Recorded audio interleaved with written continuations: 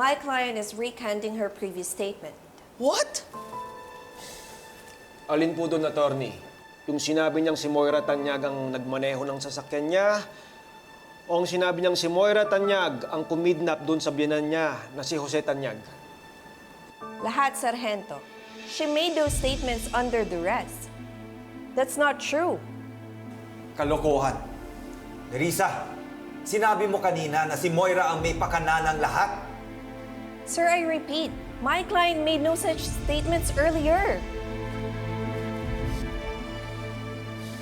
Nerissa, nakikiusap ako sa iyo.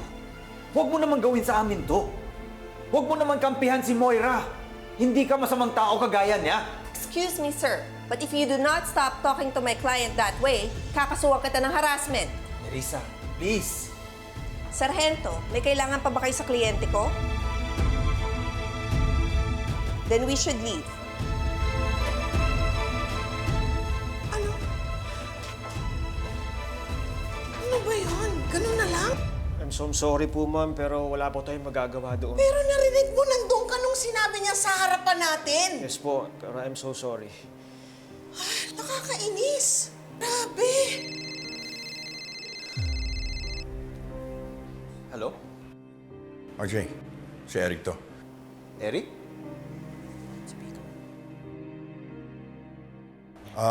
Pasensya ka na kung tumawag ako ah. Nandito kasi ako sa presinto. Nabangga yung kotse ko ng motor. Okay ka lang ba? Kailangan mo ba ng tulong? No. I'm good. Pero may narinig kasi ako doon sa bumangga sa akin. Parang kakilala niya si Moira. Eric, what do you mean kakilala ni Moira? Ah, Giselle, narinig ko, tinawag niyang Ma'am Moira Tanyag, yung kausap niya sa phone. At tinulungan niya raw ito para maabsuelto sa nangyari sa biyanan niya. Oh my gosh! Mukhang tao nga ni Moira yung kausap mo. Let's Eric, keep him there. can you keep him there? Susubukan ko, pero mabuti pa, pumunta na kayo dito. Sige, i-text mo sa akin yung address. Sir, we'll keep you posted. Okay, let's go.